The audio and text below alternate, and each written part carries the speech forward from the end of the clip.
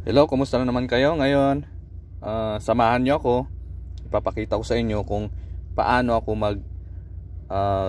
kuha ng insulation ng mga motor o mag-measure ng insulation resistance ng mga motor. Okay? Gagamit ako ng measure tester o megaometer or insulation resistance tester yung tawag. Okay? Baka pala hindi pa kabisado ng mga bago na makapanood,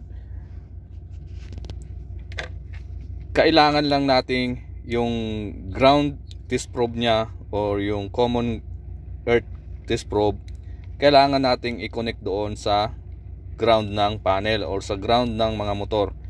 Connection natin siya doon. Then yung positive test probe, yun ang itutusok natin doon sa linya papuntang motor. Madali lang siyang gawin. Okay? Din ito yung measure tester ko. Baka maka-encounter kayo katulad nito. Mayroon siyang AC voltage na selector. Pwede natin siyang gamitin pang kuha ng voltahe. Then power on off. To. Then pwede natin siyang i-pause bago natin itusok yung positive test probe sa linya ng motor or yung load side ng mga magnetic contactor papunta sa motor natin. Okay? Din mayroon naman siyang power lock. Ayan. Hindi na natin kailangan pindutin. Kusa na siyang naka-on. Then pwede na natin siyang kuna ng resistance. Okay? Then lahat ng megaometer hindi magkakaparehas. Mayroon namang digital. Then mayroon siyang selector function. Kung halimbawa 250 volt lang yung labas niya, mayroon katulad ng isa, mayroong 250 volt, 500 volt and 1000 volt. Okay? Mas maganda yung 1000 volt, napakaliit na grounding, kayang-kaya niyang kunin, kayang-kaya niyang i-detect.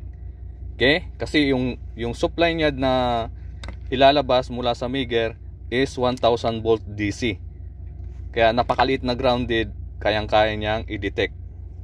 Okay? Ibig sabihin ng volt na yun ang ilalabas niya na output, isusupply niya sa mga kable natin or sa mga coil ng motor natin. Yun ang function ng insulation tester or measure or megaometer. Okay? Marami ako, every month's routine ko, marami akong chine-check na motor. Then karamihan sa kanila mayroong 3 speed sila. Okay, then mayroong fan, then yung boom winch, yung pinaka taga-angat baba ng boom. Yun ang every month's routine ko. Chine-check ko kasi pag nababasa ng tubig, baka grounded na siya, pwede siyang i-heating or pwede nang overhaulin para iwas sa sunog ang mga motor natin. Okay? Samahan niyo ako, pupunta tayo sa panel.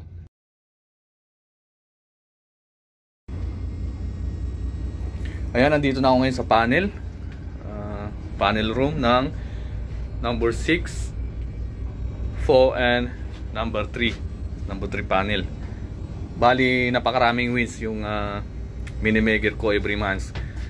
Then ito naman i-share ko sa inyo is ito yung panel ng charging room. Charging panel. Dito matatagpuan yung mga 24 volt supply galing sa battery. In case of emergency, mag-shutdown yung generator, mayroon ditong automatic 24 volt na mag-on, magsusupply ng mga emergency light. Okay? Din yung mga emergency alarm system, mga supply ng CO2, nandito rin galing panel na to. Medyo kalumaan na pero okay pa naman, gumagana pa naman. Okay? Ngayon, andito tayo sa panel. Simulan ko nang mag-measure, then kunan nyo ng ideya sa mga beginners. Unang-una, mayroon pa tong supply. Diba? Mayroon pang supply. Ayan, may supply pa, umiilaw pa yung control circuit nya. I-off natin sa main switchboard para safety tayo. Sa main panel halimbawa, i-off natin doon, or sa akin naman hindi ko na ino-off yung pinaka control circuit fuse nya. Ayan, katulad nyan, tatanggalin ko yan, tanggalin ko yan para safety. Okay, hindi na nila ma-on doon. Katulad nyan, may electronics dyan, may mga electronics, mga timer. Pag napasukan ng 500 volt yan ng insulation tester, may posibilidad na masira yung electronics nya. Okay, kasi 220 volt lang yung supply nya, then DC pa yung ipapasok, baka masira. Then at saka yung second naman na delikado, pangalawa, baka i-on nila doon yung lever ng winch na to, yung control nito. Pag nag-on, tayo yung sasabog. Sasabugan tayo kasi babalik sa atin yung susuplayan yung insulation tester o Megger. Susuplayan ng 380 volt, 440 volt, kung ilang voltahe yung supply. Sasabog tayo kasi meron tayong DC supply na ginagamit dito na 500. Baka ito yung puputok. Delikado. Okay? Unang-una yung supply, yung i-cutting natin. I-isolate natin doon sa main switchboard, sa main panel. Okay? Then ito naman, ipapakita ko sa inyo. Mayroon siyang reverse forward, 1 speed, 2 speed, and 3 speed. Okay? Then, sa mga bagong panel ngayon, mayroon ng mga terminal block bago pumunta ng motor. Ito siya, naka-direct sa magnetic contactor niya yung cable papuntang motor. Ayan, mapapansin natin, cable niya diretso na. Mga old model pa, mga Germany made, pero matibay. Katulad ng magnetic contactor na to, napaka the best. Nirekomenda ko yung magnetic contactor na ito. Basta't meron lang ma-order na mga contact niya, madali lang siyang palitan. Natatanggal lang siya dito, kasama na yung coil dito sa katawan niya. Then contact na lang may iwan sa ilalim. Hindi katulad ng ibang magnetic contactor na babaklasin pa lahat bago natin malinisan. Okay? Dabi siya, napakaganda. Okay? Kasi minsan halimbawa cargo winch, pag nasira, agad-agad kailangan ma-repair natin kasi ginagamit siyang pang cargo. Okay? Pwede siyang palitan agad ng coil or contact lang, napakabilis. Kasi unang-una, yung ground test probe o yung negative test probe, yung common, yung black, kakabit natin sa body ground ng panel. Ayan, kung makikita natin, mayroon siyang yung kable niyan, yung mga ground niya nakakunik dito sa panel. Yan, magkasama-sama. Kaya kung may isang linyang na grounded sa mga kable na yan papuntang motor, automatic maridetect natin konektado siya dito sa panel. Okay? Ayan, kinabit ko na yung grounding niya. Then walang naghawak ng cellphone ko, ilalak ko na lang siya, power lock. Ayan, naka power lock siya. Itutusok ko na lang yung positive test probe, ayan, dito sa load side ng magnetic contactor papuntang motor. Ayan, itutusok ko na sa load side ng magnetic contactor. Ayan, sa first speed, ayan, number 1 speed, tusok ko na yung positive test probe. Ayan, nasa 500 mega ohms. Ayan, napakaganda pa. Then second, yan, nasa 100.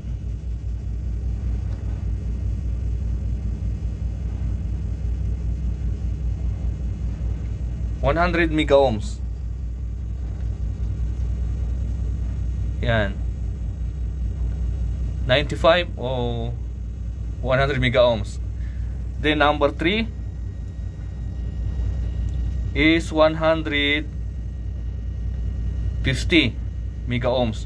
Okay? Then isusulat ko dito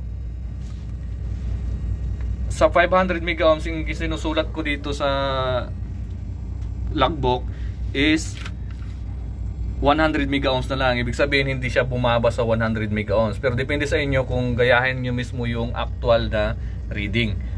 Then yung 90 mega ohms, ang 90 mega ohms yun ang isusulat ko dito sa logbook. Ibig sabihin bumaba siya ng 100 mega ohms. Yun ang lagi kong babantayan. Kung bababa siya ng bababa, pwede siyang i-heating ko pag tuloy-tuloy yung baba. Ibig sabihin yung insulation nun may tama na. Or pwedeng bubuksan siya doon sa terminal, subukan kung saan yung may tama yung supply cable or yung motor mismo. Okay, yun ang technique namin.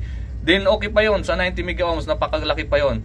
Ang problema kung umabot na ng 1 mega ohms, bumaba na ng 0.5 mega ohms, 500 kilo ohms na yon, may tama na yung motor natin. Okay, patayin ko na. Pag umabot pa dito sa 2 mega ohms, may posibilidad pa nating ma-make up yun. Mapaangat pa natin yun sa pamagitan ng heater. I-heating natin yun. Pwede pa siyang aangat. Lagyan ng heater sa ilalim ng motor, din takpan ng asbestos. Yun ang ginagawa ko. Naaangat ko siya, naibabalik ko siya yung resistance niya. Okay? Kaya kung naibalik pa siya sa dati, napakaganda pa. Hindi pa kailangan i-overhaul. Pero pag bumaba na siya ng bumaba, ibig sabihin may tama na or napasukan na ng moist or tubig sa loob. Okay? Lagi niyong tatandaan, pag bumaba na tayo dito sa parting to 5 mega ohms to 1 mega ohms, lagi na nating abangan yung motor na yan, yung reading niya. Kasi baka mayroon ng tama yung coil niyan. Or buksan natin yung cover ng motor, doon natin mismo i-meger, tanggalin yung supply cable, then yung coil niya mismo yung i-meger natin. Baka yun ang may tama. Kasi kahit i-heating natin, kung hindi siya umaangat, ibig sabihin baka walang problema yon, baka may posibilidad na yung supply cable natin yung may tama. Yon, kunan nyo ng ideya. Pag tinanggal natin doon sa terminal niya, i-tester natin yung supply cable, then i-tester din natin yung coil ng motor. Yun ang magandang ideya. Yun ang kunan nyo ng ideya rin. Okay? Okay pa yung miniger ko. Then lalagay ko muna dito sa temporary na listahan ko. Then bago ko i-transfer sa logbook. Lahat sila i-miniger ko. Kung ilang motor na malalaki or ilang wins, i-miniger ko lahat bago ko i-transfer sa logbook. Every month po yun na routine. Yun ang ginagawa ko. Para siguradong walang sabit, madali nating maagapan agad kung mayroon ng mga grounded. Then ito naman, ito ipapakita ko sa inyo na mababa na rin yung fan niya. Ayan, pero okay pa.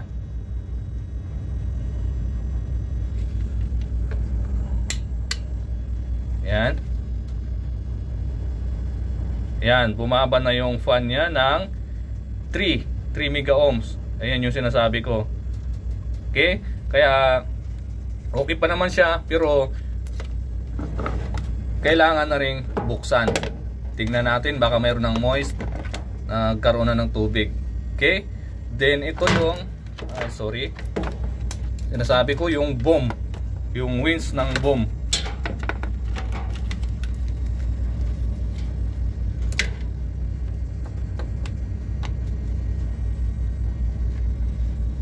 Ayan yung terminal ng wins ng boom.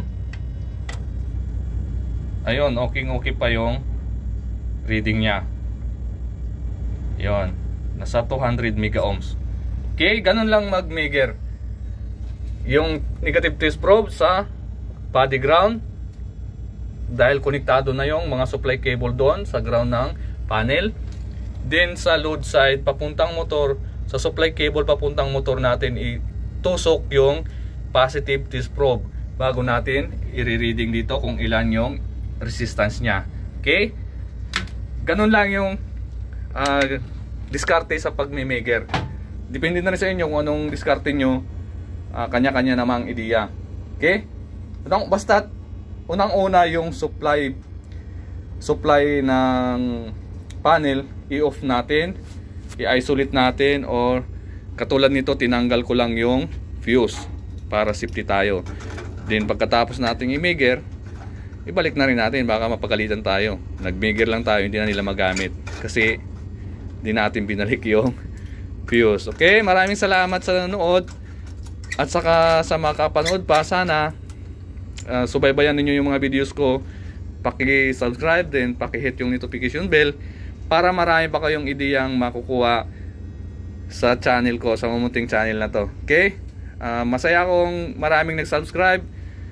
Kahit daan lang kayo, masaya na ako. Then mayroon na akong 100 views. Tuwang-tuwa na ako. Maraming salamat sa inyo.